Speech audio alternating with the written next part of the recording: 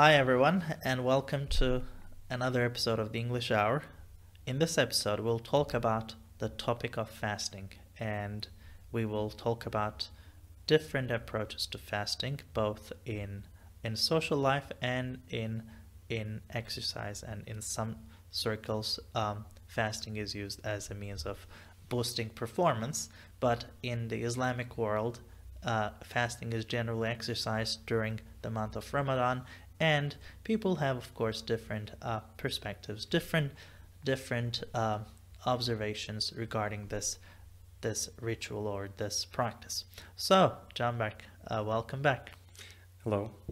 Okay, so what is fasting like? What is the definition of fasting? Because I guess some people are familiar with the term, but not all the listeners might be familiar. So I think it's a good starting point to simply define it and make it clear. Yeah, hi guys. Fasting can be defined in different contexts, in different ways. But mainly, I think it is a form of abstinence, meaning it means abstaining from certain things. So you avoid certain things. If we are to make an Islamic definition, which I'm certainly not feeling capable of, Sure, try. But basic definitions are out there, so no problem. It basically means you avoid food or drink. You avoid certain things, including intimacy, during a certain period of time, and it is from dawn till dusk, sunset. When the sun rises, you stop eating and drinking, and then when it goes down again, you can, go ahead and break your fast. So basically, this is what it is. But of course, as with everything else, the nominal or visible definition of something gives you only a clue of what it really is about. Yeah. It's like the iceberg, the visible part of the iceberg. So Islam attaches a lot of importance to fasting, and it is a way of actually gaining spirituality, maybe becoming more grounded in your spirituality, understanding certain things. I guess fasting is a means to sort of harness your bodily desires because, in normal life, you eat, you drink, you do whatever you want, whenever you want. So you have sort of complete freedom in your choices. But when you're fasting, the amount of time that you can use to eat and drink and to do everything you want is quite limited. So it is. And I think eating is one of the fundamental human needs and desires. So when I go out, I always want to eat or drink something. Or, when you don't eat, you don't feel energetic. You feel sort of down. Or angry. Yeah, or angry. So fasting teaches you to harness, to control those desires. Because otherwise, if this was not something dictated or ordered by the religion, I guess people would not do it. I mean, honestly, if there was no rule, if there was no fasting in our religion, I guess, I can't imagine myself fasting. It would be hard to convince people. Yeah. You're going to stop eating for like 16 hours straight. Yeah. You're not going to drink any water, even if it is the summer season. You're going to do it only in the evening. And then you're going to repeat this for the next 29 days, in a row. So it's difficult. Yeah, it takes a lot of discipline. It does. It definitely takes a lot of discipline. And there is another thing. It teaches you sympathy. Because, for example, we live in Turkey, and fortunately, we have good circumstances. There's not a war. People can access food and drinks.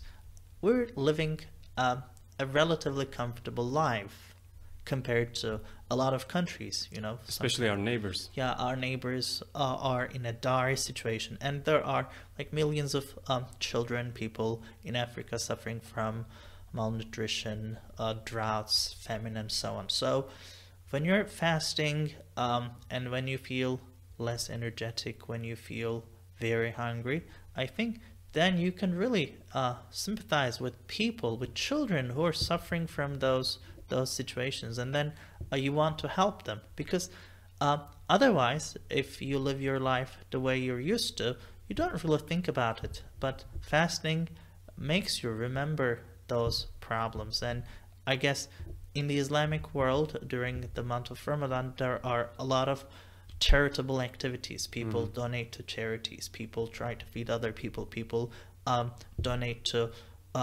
charitable organizations that help the needy in either Turkey or in neighboring countries or in other countries. So fasting definitely helps people sympathize with those who are in need. And as I said, it helps you appreciate the things you have. For example, like when you're able to eat a delicious burger throughout the day, you may not appreciate the beauty of it. Yeah. But then when you're hungry, when you want to drink water, like it's hot outside and you want to drink water, you feel very thirsty, but you can't drink because you're fasting. In that time, you really appreciate the value of water. You really appreciate the value of food. And I think it makes you grateful. I think I feel grateful for the things I have when I'm fasting, because when you live your life as it is, and when everything is ordinary, you don't really think about these things. Like the month of Ramadan for me is like a time for meditation, sort of. Yeah, I'm not into meditation, but it kind of makes me think. It kind of makes me question my life in certain ways, because it makes you more spiritual. Yeah, I'm not sure if, I mean, it does certainly, because I guess when you're hungry, you're more sensitive. Yeah, you're more attuned to certain things that you wouldn't notice in your daily lives. That's true. And it's almost like a lot of noise. Like we are always living in urban settings, and there's a lot of background noise in cities. Actually, people talk about pollution in cities in all its forms and manifestations, but one thing that gets maybe less attention is noise. This auditory pollution that's all around us, the traffic noise, the construction works and everything going on. When you're out in the countryside, for example, when there is no such background static noise, you can start to hear certain things that you wouldn't notice if you were in an urban setting, like the singing of birds, like the way the trees, when the wind hits them, the branches of the trees kind of sing a song of their own. It's beautiful to hear.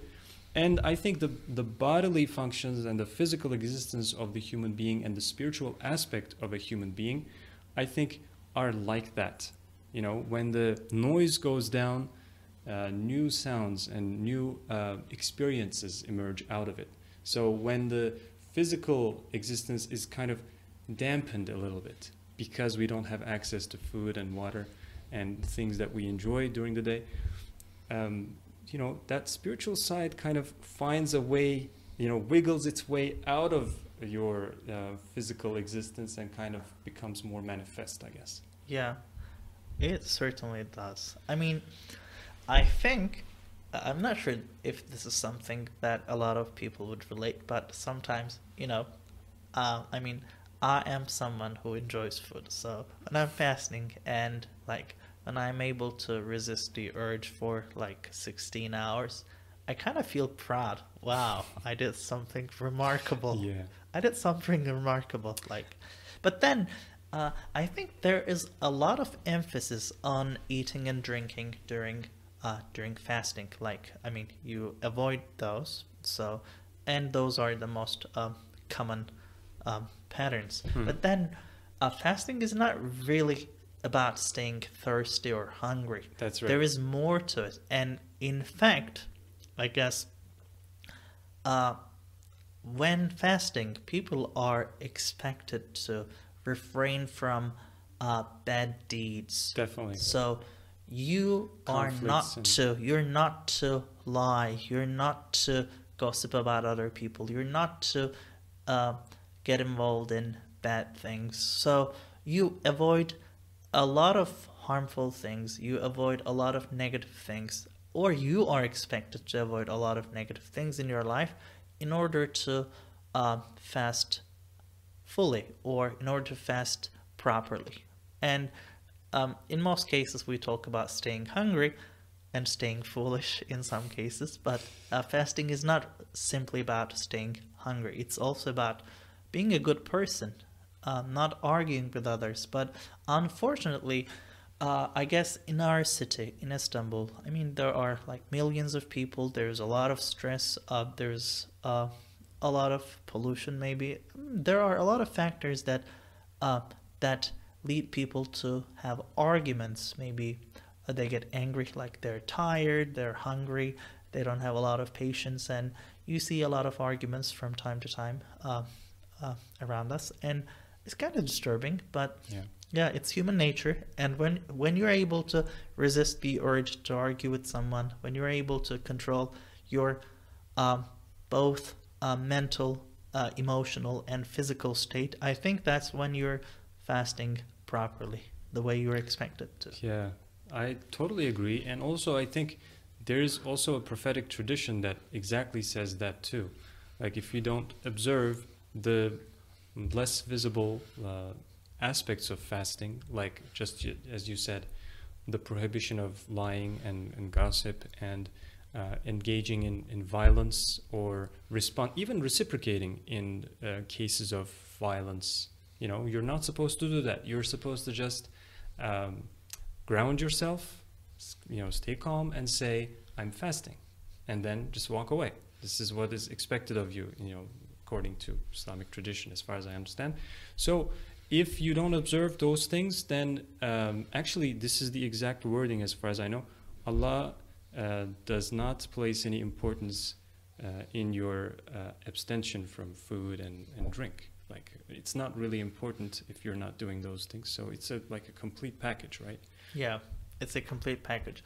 And I think fasting is becoming popular outside of religious circles. Yeah. And it's interesting. For example, like Twitter CEO Jack Dorsey, I think, he practices fasting and different types of eating. Practices a lot of things. Yeah, he's a weird guy. Yeah, he's kind of in his own world. He's an interesting persona. Yeah, he's an interesting person. But I see a lot of articles about intermittent fasting and the benefits of intermittent fasting in fitness and in life. So I think fasting is becoming more popular in medical circles as well. But you know, in those cases, it's not a religious ritual. It's it's a personal sort of self-care, personal care, exercise. It's for health reasons, basically. And medicine, both medicine and the world of exercise, the exercise science,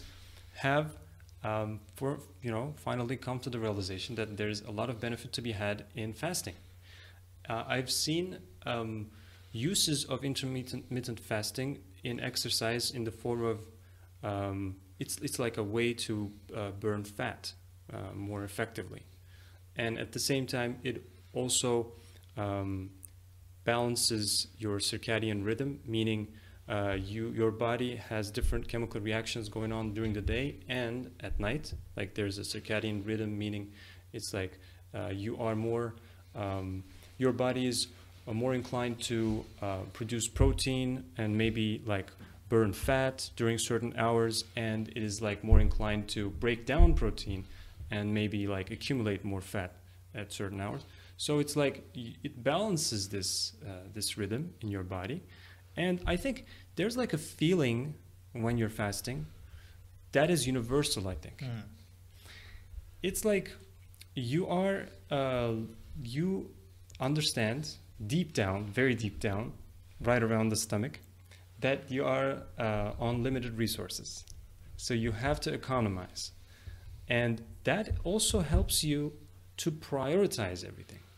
Like, when you're going to engage in something, you take a hard look at it and you decide for yourself, like, should I do this?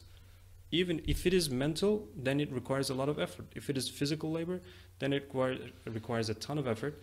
And you say to yourself, like, is this necessary? So it's like, it's almost like allowing you to be more strategic about how you use your resources that you normally have unlimited access to. Yeah. But now you don't. So you have to strategize. You have But to that's be more, true. yeah, careful with it. So I think that universal feeling is, I'm limited on, I'm limited in resources, and I'm going to try to make the best of it, because it's a conscious effort. Like, I'm consciously avoiding this. Like, it's not like being deprived of. This is also really important, I think. Yeah. In fasting, you are aware and you consciously make the decision to abstain from these things, avoid these things. If you are deprived, that's a whole different story. That you feel disempowered. You feel powerless when you're deprived of food and your basic, necessities of life. That's really terrible. Just as you said, like, it builds sympathy for those people that don't have these things that we do. But at the same time, if you're consciously making a decision to avoid, and also if you have a very good reason, very good motivation, then it makes a lot of sense, and it kind of feels powerful too. Just as you said, like, I feel proud. I feel kind of powerful. Like, I have the ability to resist my urges. Yeah, I mean, it forces you to be more resourceful. Yeah. It forces you into extreme resource management. Yeah. Because, as you said, resources are limited, and you're given a time frame in which you have to do your best with minimal resources. Yeah. I think there is another side to fasting. I'm not sure if you experience this. This is also about consciousness. So I think when I'm fasting, I have a different form of consciousness. Like my understanding of the world, like my senses relating to the world, sort of change. Like, I feel like it's like I'm not totally alive. It's a different feeling. Yeah. For example, I mean, I experience the world, but I also feel like I'm not part of the world. Interesting. Yeah, it's a weird feeling. I'm not sure if everyone gets this, but yeah, I it's a feel different the feeling. same way. I actually feel similarly. There are two sides to this. First, as you said, it's kind of an out-of-body experience in some sense. Yeah, it feels like an out-of-body experience. It's Yeah. like, okay, this is my body, I'm living, but I'm also not in my body.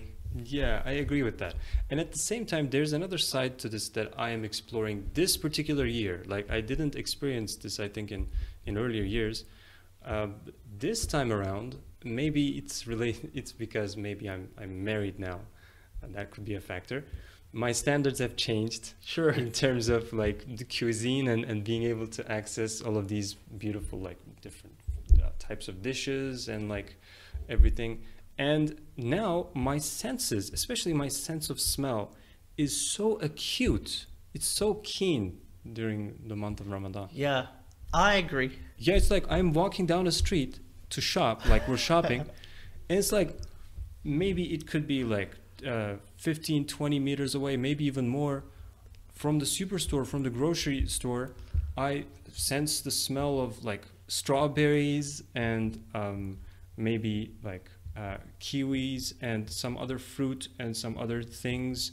And, like, from a restaurant, there's a huge waft of a tantuni smell coming my way. It's like, I don't normally experience this deeply. Yeah. Like, a sense of smell, it's great, it's there, but it's not so, wow, oh my God. I agree. Yeah, so. And I find smell mesmerizing, as you said. Like, in regular times, I don't really have a powerful sense of smell. But then, like, this month, it's like when I'm traveling, like when I'm driving around, when I'm walking, like, you're walking in the neighborhood, and it's like you can smell all the dishes that are made in that specific day in that neighborhood. It almost feels like when you close your eyes, you can still navigate with the sense of smell. Like, oh my, yeah, where's home? Okay, it's 3 kilometers from there. Yeah, but it's kind of a exaggeration. It makes your senses more, it makes your senses sharper. Yeah, I guess. it definitely does. But it might also be related to survival because, Yeah. your body knows that you're hungry, and as such, it prioritize stimuli Yeah. that can feed your desires. Yeah. Selective attention, actually, Yeah. in a sense. That's true. But I don't think strawberries ever smelled so good in my life. Well, if you want to appreciate something more, try depriving yourself of that thing for a while, and you'll appreciate it more. I think this also happens in relationships. For example, when couples are not together for a while, like when maybe one is on a trip for business or something, and then when they reunite, they feel a stronger sense of sort of intimacy, I guess. Yeah. So if you try depriving yourself of something, I think you'll appreciate it more. Yeah, YouTube is full of coming home videos, like soldiers coming home and their children they're like emotional. crying Yeah. tears of love. So, and also this idea of black and white, this idea of like zeros and ones, actually we see representations of this everywhere in life. And it's like sometimes I'm reminded of something that looks very far-fetched, but when I try to understand what connects my current thought process with that particular thing, then I understand something that is different. And it's like, as you said, if you want to appreciate something more, try to deprive yourself of it. And I'm reminded of music, strangely. And like rhythm, for example, rhythm and music. If music consisted of only notes that continued on and on without any breaks, there would be no music, right? Sure. There needs to be intervals, like note intervals. This is actually basic. It's a blueprint of how to make music, how to compose. Like you have to have breaks, just like in rhythm, in composition. You have to have melody, but melody is composed of notes that have an end. Like they start and then they end very quickly. And then there's like gaps in between. Those gaps actually help us make sense of music. And just like that, when you don't have the things that you enjoy, then you appreciate them more, I guess. Yeah, definitely. Well, guys, we're both fasting, so we might not sound very energetic, and I'm getting closer to the mic to sound more energetic. Well, I guess it's time to wrap things up. So this was our take on the topic of fasting. I mean, it's definitely a deep and comprehensive topic, and we tried to share our personal experiences and personal understanding of this issue, and I hope you enjoyed it. Well, that's all I have to say for now. Yeah, all right. Bye, guys. Bye, guys.